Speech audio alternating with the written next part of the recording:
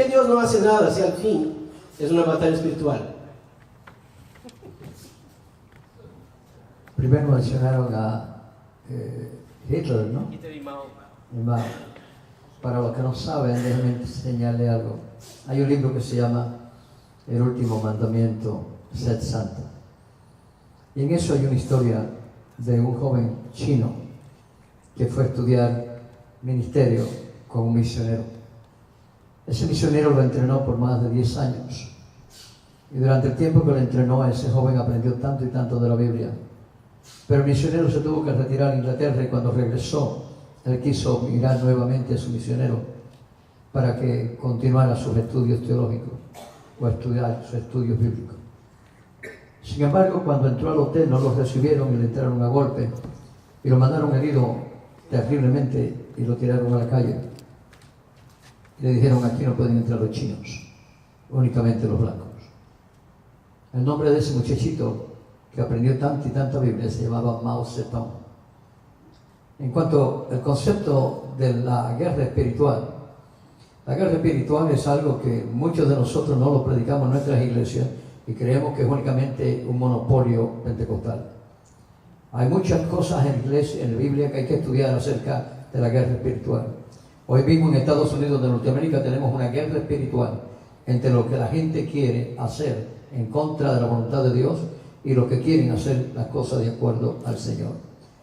El concepto del espiritual es que usted y yo tenemos que meternos más con Dios, estudiar la palabra y vivir.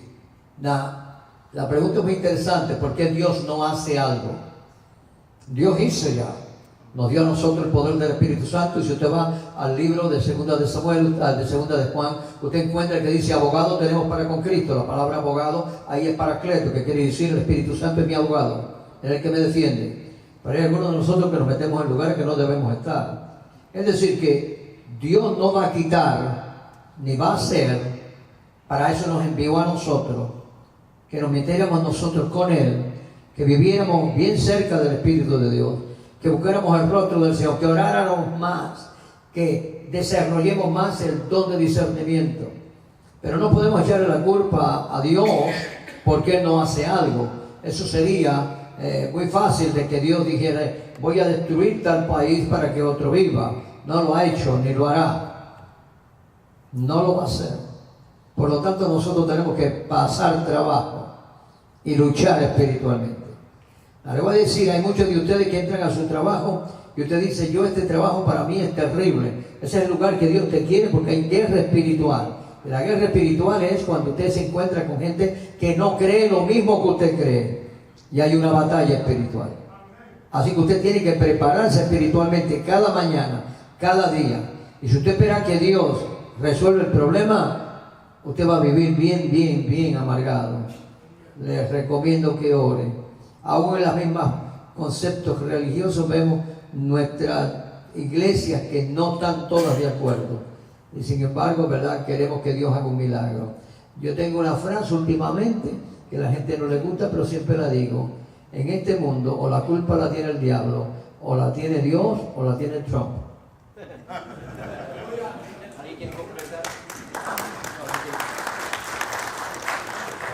Me gustaría agregar un pensamiento a lo que dijo el doctor. Una cosa es muy importante. Yo estoy ahorita estudiando un libro que se llama Asombrado por Dios. Y es un estudio de Isaías capítulo 6. Y en Isaías capítulo 6 Dios nos permite ver un pantallazo rápido a lo que es el trono del Señor. Y quiero decirles, hermanos, muy claramente dice ahí que Dios, el Todopoderoso, está sentado en su trono. ¿Qué quiere decir eso?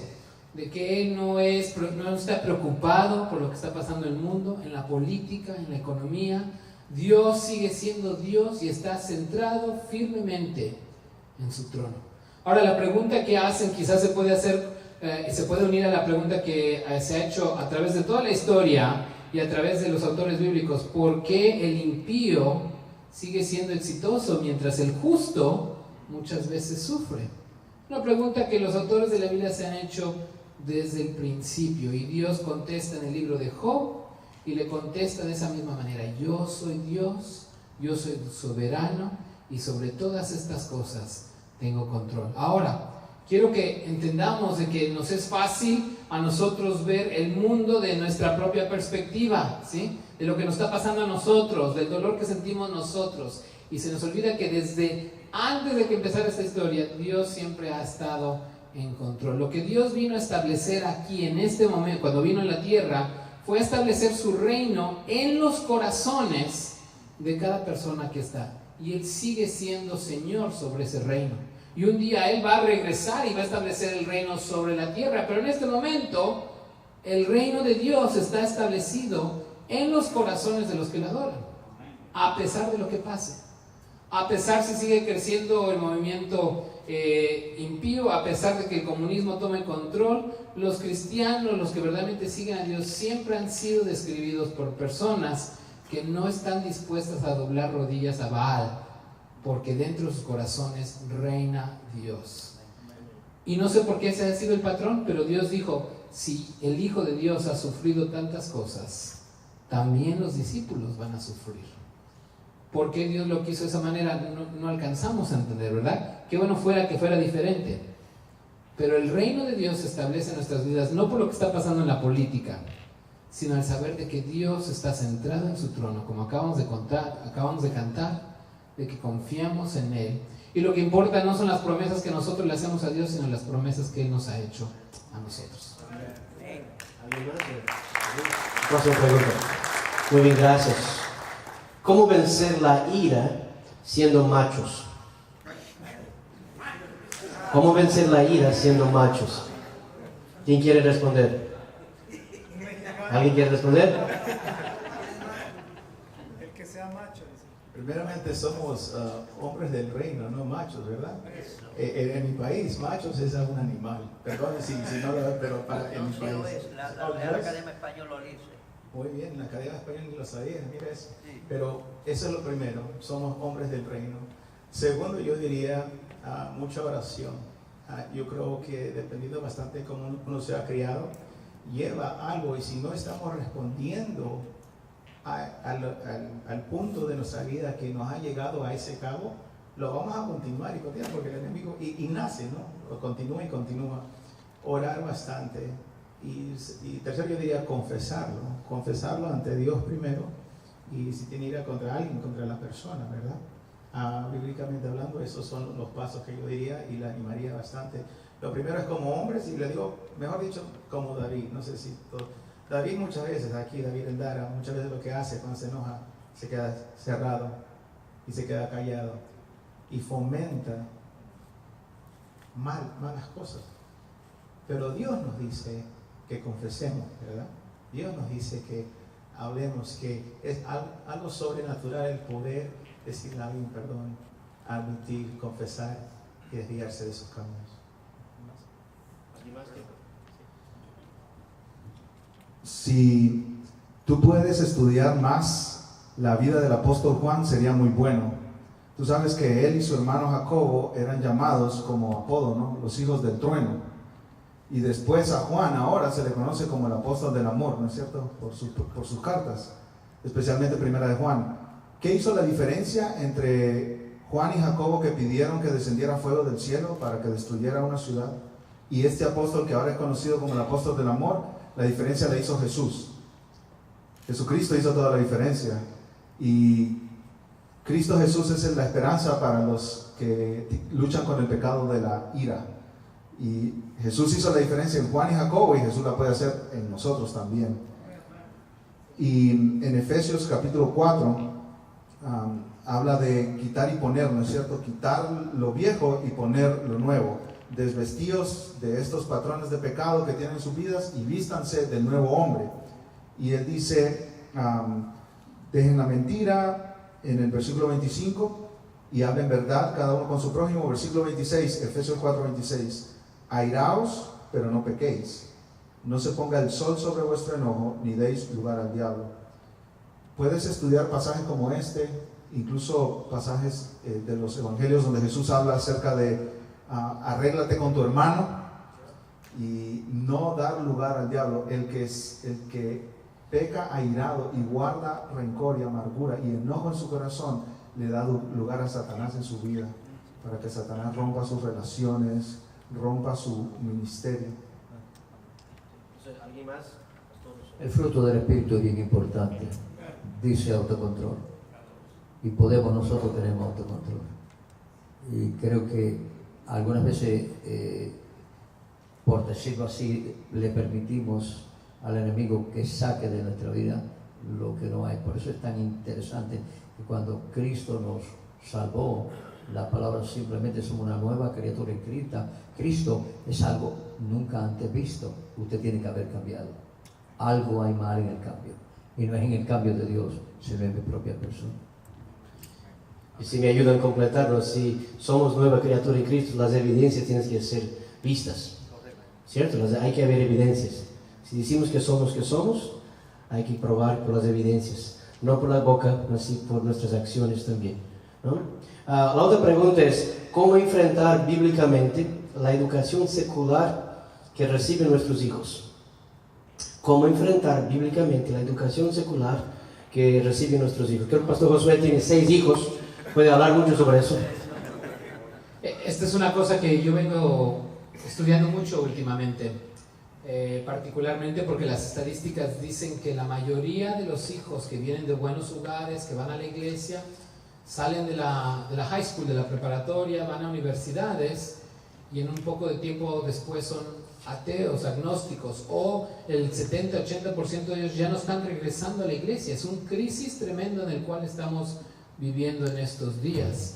Entonces, una de las cosas que yo he descubierto a través de ver esto y examinarlo es de que en las universidades estatales a las cuales nosotros aspiramos que nuestros hijos vayan, hay muchos profesores, más en un ambiente universitario que en el mundo allá afuera. Hay un ambiente que es militar ateo. ¿Qué quiero decir? No solamente son profesores que dicen, bueno, yo creo de mi manera, tú puedes creer de tu manera, estás equivocado, no hay problema. No, son profesores que están deseando poder llevar a esos estudiantes a tener esas mismas creencias. Hubo una organización judía que pensaba que había un sentimiento antijudío, antisemético en las universidades. Entonces hicieron una encuesta y se dieron cuenta a través de la encuesta a los profesores de que no había un sentimiento antijudío, sino había un sentimiento antievangélico. La mayoría de los profesores pensaban mal de los estudiantes que son evangélicos y los atacan. Entonces, esta persona que yo vengo estudiando, que es un ministerio que se llama Cross-Examined, dice, padres cristianos, ¿por qué pagarían ustedes $80,000, $100,000, $120,000 mandar a sus hijos a una escuela pública, universitaria, para que indoctrinen a sus hijos en estas ideas? Entonces sí es algo que yo creo que tenemos que tener mucho cuidado. La realidad es de que el departamento escolar de este país quiere indoctrinar a nuestros hijos a muchas cosas.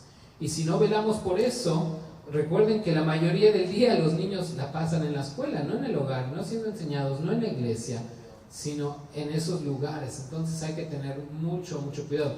Nuestra familia hemos tomado una decisión que nos ha costado mucho, que es una decisión sacrificada de menos ingresos o menos tiempo, pero nosotros en este momento estamos enseñando a nuestros hijos en casa, mayormente por esas razones, porque pensamos que nosotros somos responsables no solamente porque acepten a Cristo, sino por todo su desarrollo mental y poder proponerles la verdad.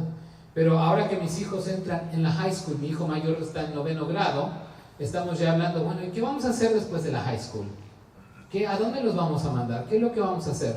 Porque yo no estoy dispuesto a sacar préstamos de $80,000 para que los profesores los tengan ahí y estén viendo esas cosas. Yo creo que es una área donde verdaderamente tenemos que examinar, planificar y tener un plan, buscar sabiduría de Dios para esas cosas. Es importante que nosotros como iglesias, pastores, preparemos a los jóvenes para cuando entren a esos lugares. Es importante, padres, que ustedes preparen a sus hijos, a sus hijas para entrar a ese lugar. Los profesores los andan buscando desde el principio y quieren hacer ejemplos de ellos, y la realidad es de que no saben defenderse, no saben a hablar de una manera más allá. Tienen razón de cierta manera los profesores ateos porque les preguntan, ¿por qué crees en Dios? Y el estudiante cristiano le pregunta, porque vive en mi corazón, y no sabe contestarle más que esa otra cosa. Tenemos que saber defender nuestra fe y nosotros somos responsables por enseñarle a nuestros hijos cómo tener esa misma defensa. Gracias, hermano. Yo comparto lo mismo que el hermano. Una de las cosas que nosotros practicamos en la casa, tengo 2 teenagers, oren bastante por mí, pero algo que mi hijo es ser ejemplo. Pero ¿qué significa eso? Para mí ha significado en los últimos 17 años, especialmente en la vida de mi hijo, es lo siguiente: dejarle saber qué dones tiene. Nosotros como padres tenemos esas conversaciones con ellos y piensen, hablen acerca de... Nosotros tenemos en los domingos en la noche como familia, lo que nosotros hacemos es cualquier pregunta acerca de la Biblia, dudas, vamos a contestarlo bajo la palabra de Dios. Y tenemos un tiempo de estudio bíblico con mis hijos, con mi esposa, conmigo. Le estamos preparando a ellos porque es verdad lo que dice el hermano. Debe de ser más que vive en mi corazón y se acabó. ¿Y qué significa eso? Entonces les animo especialmente a los padres que tengan ese tiempo con sus hijos que están dando de ser el ejemplo, pero bajo la palabra de Dios. Otra cosa que comparto como ejemplo en mi vida, en mi familia, es lo siguiente: cada sábado en la mañana, cada persona tiene una oportunidad, mi hijo, mi hija, mi esposa y yo, de compartir lo que Dios está haciendo en su vida y hablar acerca de la palabra de Dios. Y de ahí salido, mi hijo, 17 años, me ha sorprendido bastante de ver cuánto sabe, pero más que eso, que lo viva, porque cuando va a la escuela ya viene a ser un diario vivir, no viene a ser algo que nomás tiene aquí, pero lo tiene aquí, lo tiene aquí. Un consejo: hay muchas universidades cristianas, hay muchas universidades que vale la pena que un estudiante vaya. Hay veces que nosotros nos quedamos confrontados por un nombre, ¿verdad? Como Princeton y como cualquier otra universidad, pero hagan investigación, cotejen lo que hay, si es una cueva de ladrones o algo así por el estilo. Pero hay universidades cristianas que ofrecen muy buenos y que van por una línea muy en espiritual. Así que en ese caso nosotros los padres tenemos que hacer nuestro trabajo y motivarlos. Lo que dijo el hermano fue algo bien interesante y bien extraordinario. Mi hijo ya es un profesional, él se graduó de Ciencias Criminales y Forenses, y cuando él fue allá, la primera clase que se encontró fue con un profesor ateo, pero totalmente ateo, que él venía a casa a discutir conmigo lo que el profesor le había dicho, y fuerte, ¿verdad? Y hemos orado y estamos orando y continuamos orando de que esto no nos vaya a pasar con nuestros nietos, ¿verdad? Porque hay diferencia de enseñanza. Y lo que dice el hermano, esto, utilizando la primera pregunta, esto es una guerra espiritual. Sí, estamos en una guerra espiritual con seguridad. Yo hago coro con estos hermanos, yo también tengo 2 niños y Dios me ha convencido claramente. No quiero aquí tomar el tiempo de ustedes, pero mi deseo, muchos padres han perdido el corazón de sus hijos. Y creo que si usted no alcanza el corazón de sus hijos, es fatal. La palabra dice que tenemos que enseñar a nuestros hijos en el camino del Señor, porque cuando ellos quedan viejos, no se desviarán de su palabra. Entonces somos responsables por sus vidas, somos responsables directamente. La influencia del papá en los hijos es extremadamente esencial y vital. La mayoría de los muchachos que están en la cárcel hoy en día están porque no han tenido un padre presente. No. Estar presente en la vida de sus hijos, gastar tiempo, interesarse por las cosas que ellos interesen, leer las cosas con ellos, salir con ellos, sean creativos. Y piensen en eso, creo que es importante todo eso, ¿no? La otra pregunta es: ¿como cristianos deberíamos intervenir en problemas políticos?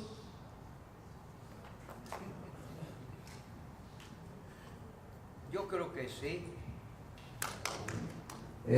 Martin Luther King dijo que el problema más grande que hubo en América fue que los cristianos no se envolvieron cuando hubo los abusos contra el afroamericano, que en aquel tiempo no le llamaban afroamericano, sino una palabra muy insultativa.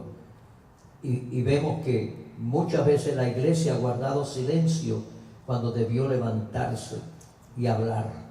Martin Luther King dice, y lo dijo bien claro en uno de sus libros, de que lo más terrible es que el gobierno cambia las ideas y a lo bueno le dice malo, a lo malo le dice bueno, y sin embargo la iglesia guarda silencio. Y es terrible.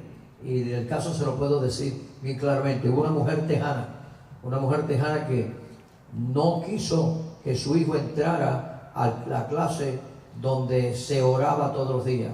Y ella buscó un buen abogado y se fue a la Corte Suprema. No hubo ninguna iglesia que se opusiese. Y la señora O'Hara, junto con un abogado y la Corte Suprema, quitaron la oración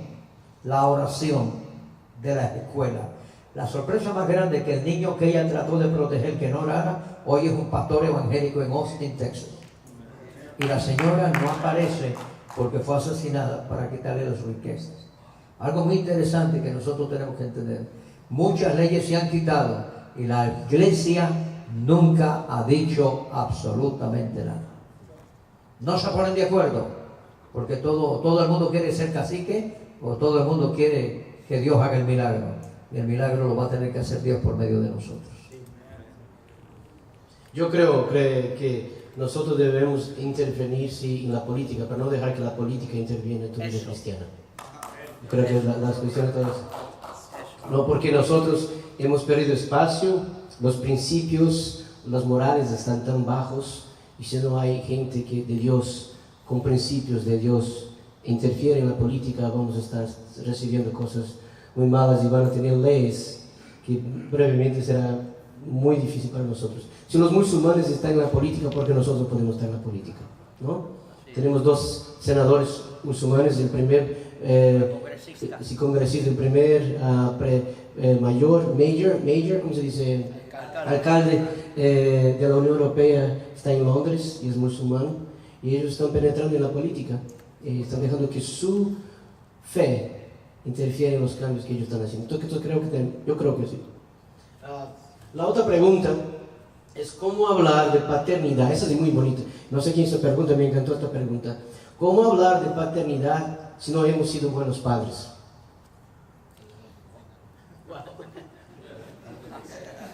¿Cómo hablar de paternidad si nosotros no hemos sido buenos padres?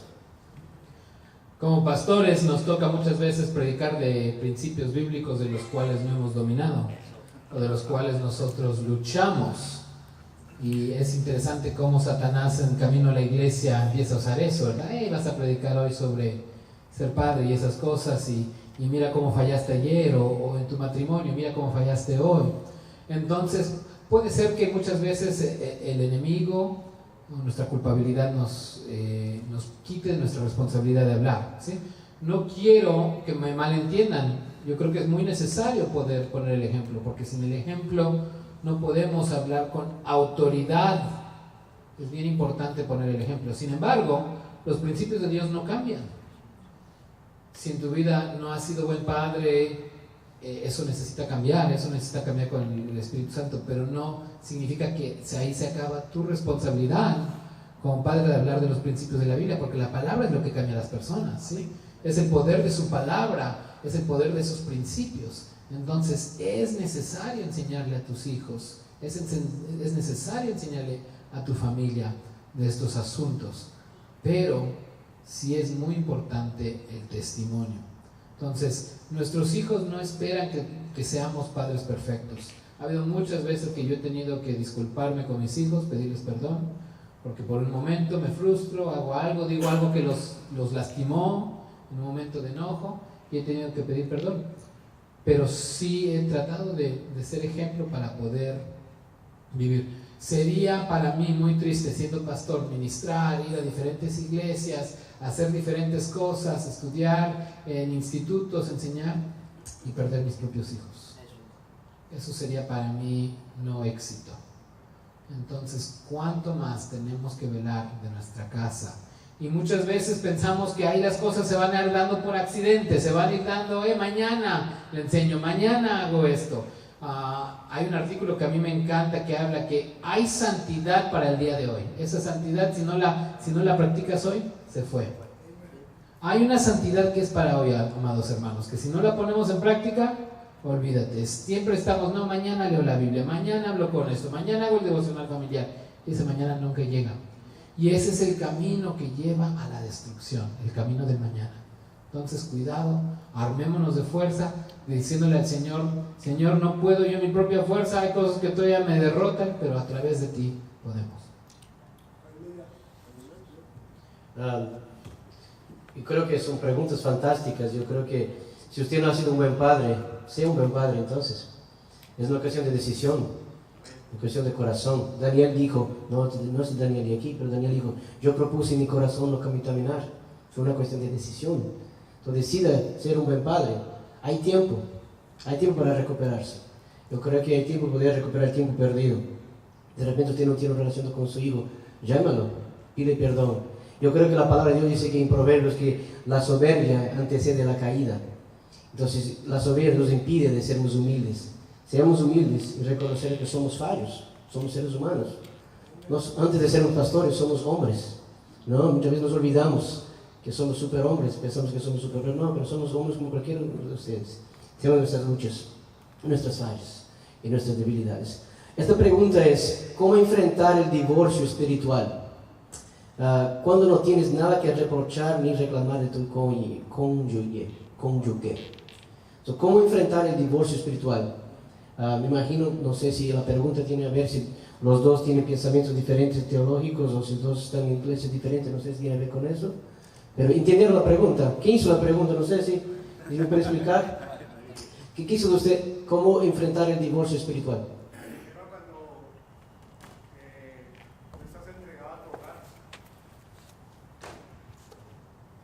Me refiero a cuando uno de los dos está entregado a su hogar y la otra persona está apartada totalmente.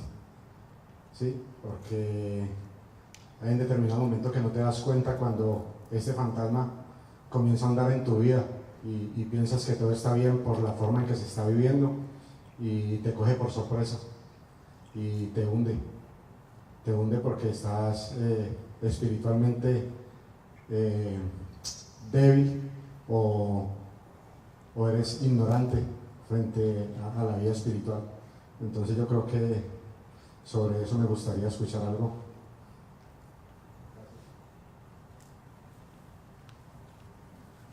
Uno a la vez. El que tiene el micrófono gana, ¿no? Primeramente, gracias hermano por ser tan abierto, ¿verdad? Y creo que en mi matrimonio, sé que en mi matrimonio ha habido ese tiempo de divorcio, digamos, espiritual, no al lado de mi esposa, pero al lado mío.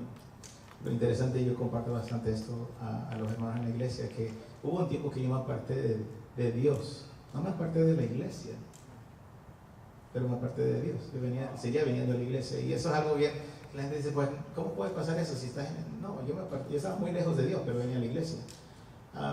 Una de las cosas que, viendo el ejemplo de mi esposa conmigo, que ella hizo es primeramente hablar, ser honesto de corazón a corazón ante Dios, y hablar, dejar saber cómo uno se siente y cómo podemos mejorar como matrimonio. Segundo, en parte lo que tocaba a mí era cambiar, ¿no? Y en parte conseguimos consejo matrimonial, pero teníamos que ver a un momento que los dos sabíamos que necesitábamos ayuda.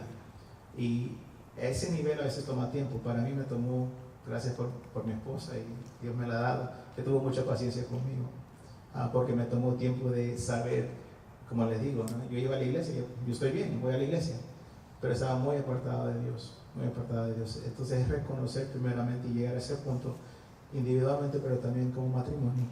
Segundo, yo diría lo que me ayudó a mí, me uso a mi vida como ejemplo, mi matrimonio como ejemplo. Segundo es buscar consejería matrimonial. Eso es lo que nosotros hicimos y fuimos, no porque teníamos que hacerlo, pero sabíamos que no porque alguien nos exigió, nada por eso. Llegamos a ese punto de nuestro matrimonio que sabía que teníamos que cambiar. Orar el uno por el otro. Y lo último que yo diría, hermano, es especialmente como varón, somos pastores y sacerdotes en nuestro hogar. Entonces, como que si queremos ver el balance, yo diría que más nos toca a nosotros poder orar, poder ayunar, poder buscar más de Dios para nuestro cónyuge y para nuestro matrimonio. Algo muy importante que cuando uno va a la Escritura encuentra la historia de Oseas, ¿no? Y vemos que hay un problema tremendo entre dos personas. Pero el reconquistar a la otra persona desde el punto de vista humano, primeramente, dejarle saber el amor que usted siente por la persona. Y el hermano dijo algo bien interesante. Yo soy de los que recomiendo, vayan a una consejería pastoral y vayan cuando de un consejero cristiano, no vayan donde el primer psicólogo liberal o psiquiatra liberal, vayan donde un consejero cristiano. Segundo, cuando estén allí no mientan, quiero decir, digan sus verdades, no traten de justificar ella o él tiene la culpa, sino este es un problema que hay que resolver. Esto no es cuestión de a quién lastimar por culpa, sino vamos a resolverlo. El hermano dijo algo muy interesante, me fascinó, que él dice, él se apartó de Dios pero no de la iglesia, y así hay mucha gente hoy en día, que por eso sus hogares es una sorpresa para muchos cristianos que dicen, pero ¿cómo? Si ellos venían juntos en la iglesia, tomados de la mano, con ese cariño, y de la noche a la mañana hay un divorcio, porque lo que se dañó fue el fundamento, y donde no hay un fundamento se rompen todas las cosas.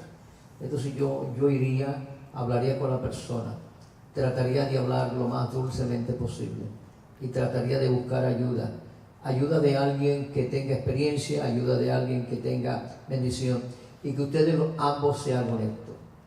Ambos sean honestos. Cuando yo voy a dar consejería pastoral, yo hablo primero con uno, luego hablo con el otro, tomo nota suficiente para poder tener herramientas para poder hablar con ambos. Pero la última decisión la tienen que hacer ustedes. La segunda, usted habló de un divorcio espiritual. El concepto es que cuando Dios nos unió, Dios no cometió ningún error. Él sabe con quién usted se casó. Y Él sabe por qué se casó con esa persona. Y la persona sabe con quién. La gente dice, pero nosotros nos casamos cuando no éramos cristianos. Déjeme decirle, el Señor estaba despierto, la oficina estaba abierta y Dios sabía con quién usted se iba a casar. Por lo tanto, si Dios, lo que hay que hacer es primordialmente hacer algo. Y permítame decir algo, y voy a tomar 2 minutos. La gran mayoría de nosotros que compramos casa, casi siempre la persona que vende la casa está entrenado para enseñarte los cuartos. A la señora el cuarto máster, al caballero el cuarto de los juegos o el cuarto donde el televisor no va, pero nunca nos enseña el plano estructural de cuánto cemento, varilla o dónde está hecha ese edificio. Y hay veces que nosotros nos casamos, pero se nos olvidó construir una buena plataforma, un buen fundamento para sobre ello construir. La Biblia nos dice que el que construye sobre roca vendrán tormentas y vendrán muchas cosas, pero va a permanecer. Entonces, lo primero que yo haría sería discúlpese, y si usted puede, si el caso es que su esposa o usted, quien haya sido, traten de disculparse, traten de pedirse perdón y empiecen de cero, empiecen otra vez. Mi padre me enseñó 3 puntos muy importantes cuando yo me casé y me dijo, habla con tu esposa. Y 3 horas después de la ceremonia nos sentamos a hablar. Y le dije, mira, mi padre me enseñó esto y te lo quiero enseñar al costo. Número 1, nunca nos acostemos enojados. Número 2, no nos mentamos el uno al otro. Y número 3, si me dejas de amar, dame la oportunidad de reconquistarte. Y yo creo que podría hacerlo. Podría hacerlo. No importa lo que haya pasado, hermano.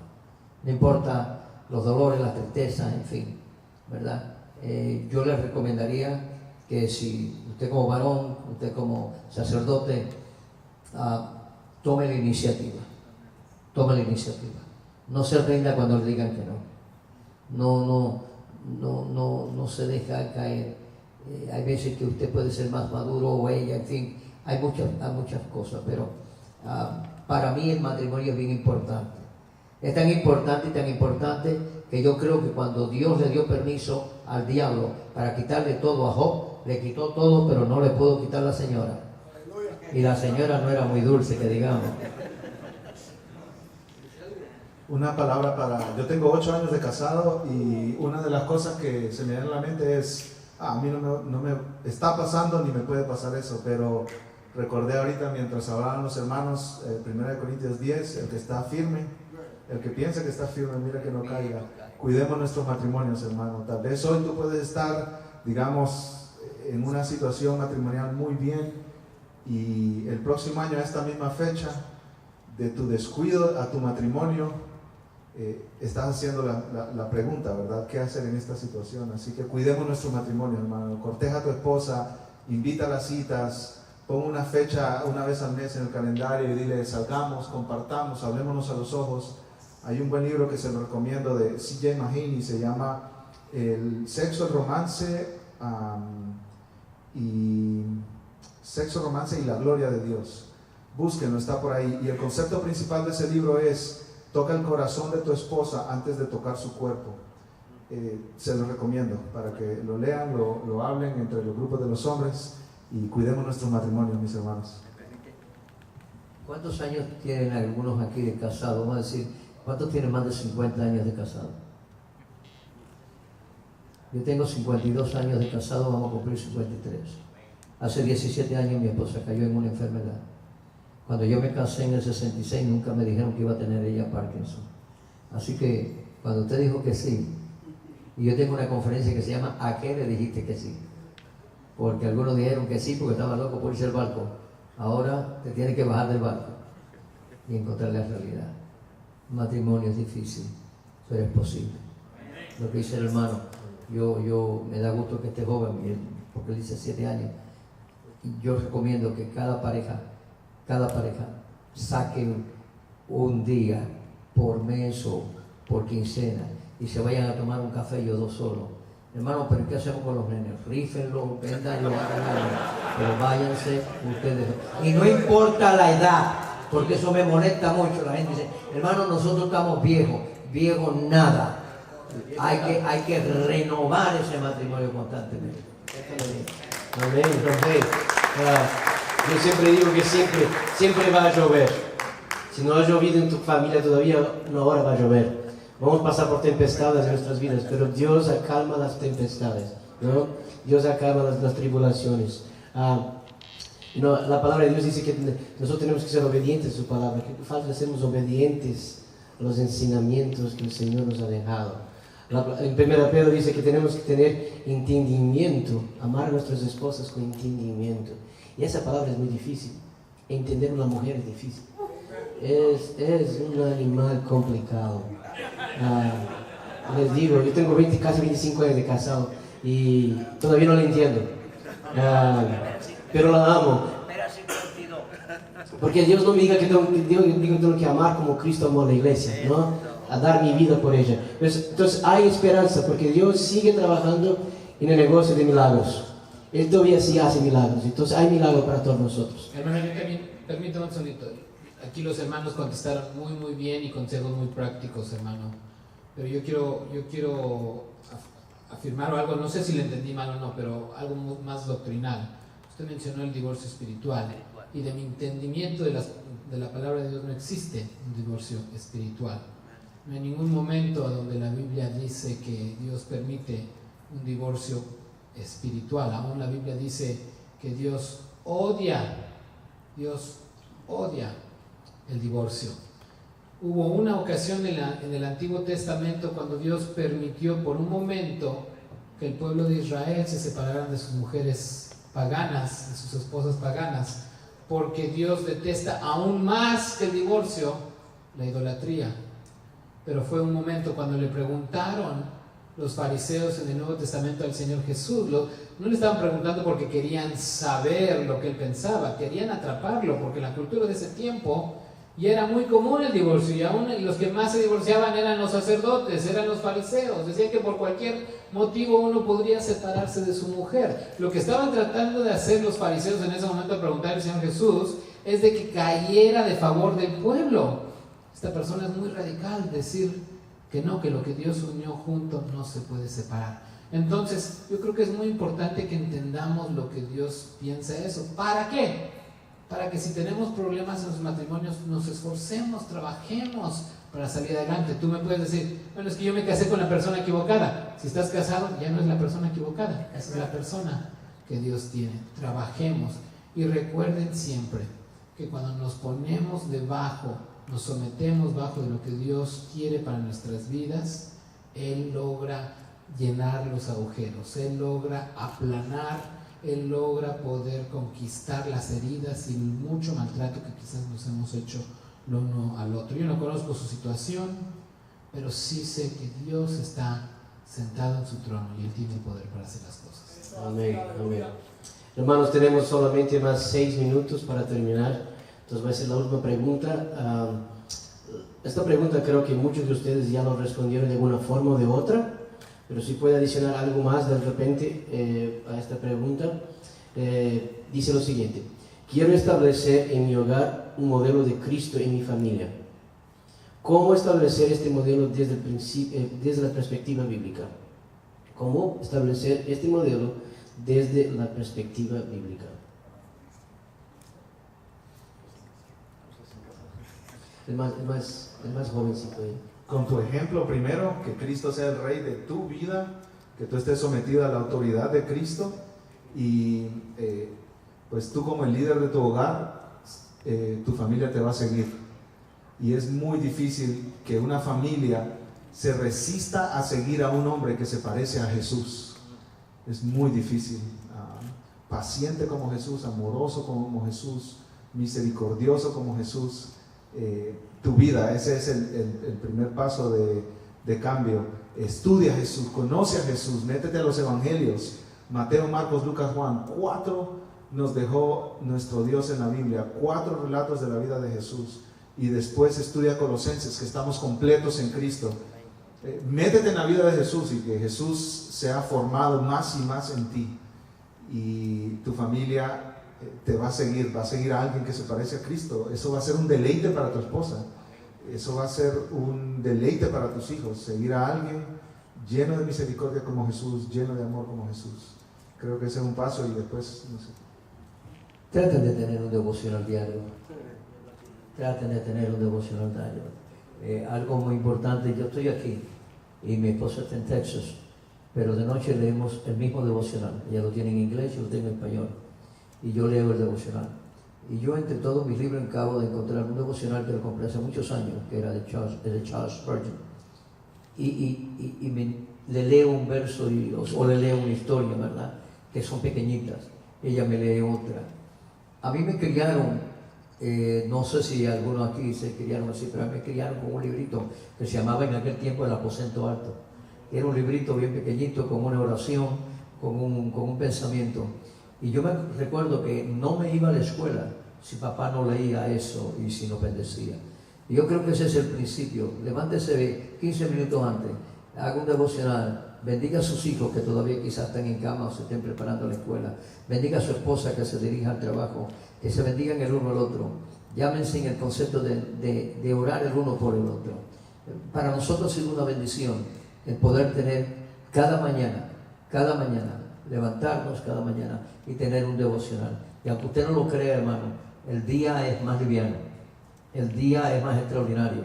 Y a veces que tú te levantas cansado, como yo me he levantado, porque no he dormido toda la noche cuidándola a ella, y el devocional que lee ese día es una vitamina, mi hermano, que te levanta extraordinariamente. Eso no te quita el cansancio, pero el Espíritu de Dios es algo tan extraordinario en nuestras vidas. Así que empiece con un devocional. No trate de hacer un servicio, no trate de predicar, no, un devocional, 5 minutos, 4 minutos. Empiece poco a poco. El punto importante es que Cristo sea céntrico en su casa. Eso es bien importante. Por favor, hágalo lo más antes posible. Yo añadiría, gracias. Como hemos hablado este fin de semana, de sacerdotes y pastores de nuestro hogar, pero también de orar el uno por el otro. Desde muy temprana edad, mis hijos oraban por mí. Y me acuerdo, mi hijo me dijo, but dad, you're the dad. O sea, como que tú tienes que orar por nosotros, no nosotros por ti. Y digo, no, yo necesito oración también. Y hasta ahora, yo viajo bastante por razones de trabajo y me encanta lo que dijo el hermano porque nosotros practicamos lo mismo. Puedo estar en otra ciudad, pero nosotros oramos juntos, nosotros leemos la Biblia juntos. Y yo les pido, oren por mí, tengo esta junta en el trabajo, oren por mí, por mi jefe que es ateo y quiero alcanzarlo para Cristo, ¿no? Y que ellos sepan el poder de interceder el uno por el otro, que ellos sepan que ellos tienen el mismo poder que resucitó a Jesucristo, es el mismo poder que cada uno de nosotros tenemos en Jesucristo, ¿verdad? Y eso comienza desde pequeño, y si no lo ha hecho, comience desde ahora, que sus hijos oren por ustedes, tanto ustedes como por sus hijos. Yo por último quiero algo muy práctico. Hace años atrás escuché algo que me impactó y era de un comentario de un profesor de una academia cristiana, y él hablaba de lo mismo de que les comenté hace un tiempo atrás, de que muchas personas mandan a sus hijos a las escuelas o academias cristianas con el deseo de que ellos salgan bien, pero que él veía que en las familias a donde los padres estaban bien integrados en lo que es la obra, o sea, no solamente iban a la iglesia y decían que creían lo que creían, pero a donde los padres veían que por convicción los mismos padres seguían esas cosas, que esos niños eran más aptos a mantener su fe, a ver que la fe en sus padres era genuino. Entonces yo me tomé eso muy a pecho y he tratado en mi familia de que mis hijos vean eso, que salgan a evangelizar con nosotros, que salgan a servir con nosotros, que vean que no solamente es una fe de un pensamiento, sino que es una fe activa. Y creo que es necesario en un hogar. Hay muchas veces que con el trabajo, las demandas, la esposa que trabaja, los niños con muchas tareas, deportes, puede ser que el hogar sea un lugar muy caótico. Es importante que en su hogar haya cierto orden en el cual puede ser el ambiente para que uno pueda ministrar bien en los niños. No toma mucho tiempo, pueden ser en momentos, no tiene que ser toda la noche, no tiene que ser horas, son en momentos. Nosotros practicamos a la hora de la comida, no siempre, pero de repente, vamos a orar ping pong, y ping pong es, yo doy gracias a Dios el día de hoy por esto, Dios bendiga a mamá, y mamá dice eso, Dios bendiga a Josué, Dios bendiga, y todos participan en ese momento de oración. Hay una necesidad de alguien de la iglesia que podemos compartir con ellos y los ponemos a orar y les damos a entender para que ellos vayan viendo, la clave es esta, la clave es de que los niños experimenten esa fe, no solamente que sepan de ella, no solamente que sepan las historias, sino que ellos mismos en su propia experiencia puedan experimentar a Dios. Y cuando uno los involucra en el ministerio y ven eso, ellos mismos por su propia cuenta pueden experimentar que Dios contestó oraciones, pueden experimentar esas cosas. Para nosotros, en nuestra familia, eso ha sido bien clave. Amén. Sí, yo le voy. Usted, Pastor Otero, dijo aquí algo que también que es algo esencial. David me lo mencionó, la cuestión del devocional, de tu intimidad con Dios. Muchas veces nosotros hacemos nuestras intimidades con Dios como si fuera una comida fast food, ¿no? Hacemos, lo están corriendo, no pensamos, no refletimos, no oramos, no dejamos que la palabra hable, y le hacemos como apenas como decir, ok, check mark, ya lo hice, esperando que Dios haga algo sobrenatural, siendo que tu intimidad con Él ha sido bastante débil o casi insignificante. Yo creo que tenemos que practicar con profundidad, buscar al Señor con intensidad, con intencionalidad, con deseo ardiente, con cuestión de sentir que esto para mí es cuestión de sobrevivencia. Para mí es esencial para mi vida. Entonces, tener su vida en particular. En mi casa tenemos la práctica, yo lo hago personalmente, mi esposa la hace personalmente, lo hacemos en familia, en la mesa, sentamos todos los días para estudiar la Biblia. Y todas las noches yo voy a mi cuarto, a los cuartos de los dos niños, y no hay una noche, apenas que esté viajando, que me siento con ellos para leer una palabra del Señor, un texto, o leer la Biblia junto con mis hijos. Y cuando voy al cuarto, leemos también juntos, mi esposa y yo, algo que estamos leyendo. Usted tiene que invertir tiempo en el Señor. Cuanto más busca la palabra, más parecido con Jesús usted va a estar, más cerca de Él. Y vamos a vencer los obstáculos. Ahí son esos momentos más marcantes que Dios va a hablar a su vida. Dios habla en este momento aquí, para todos nosotros, pero hay cosas específicas que Dios le va a hablar solamente en tu intimidad. Con cosas específicas a ti, tal vez decisiones importantísimas que tú tienes que hacer, pero solo te va a hablar en esos momentos que estás con Él. Yo creo que tenemos que buscar al Señor con intencionalidad y con intensidad todos los días.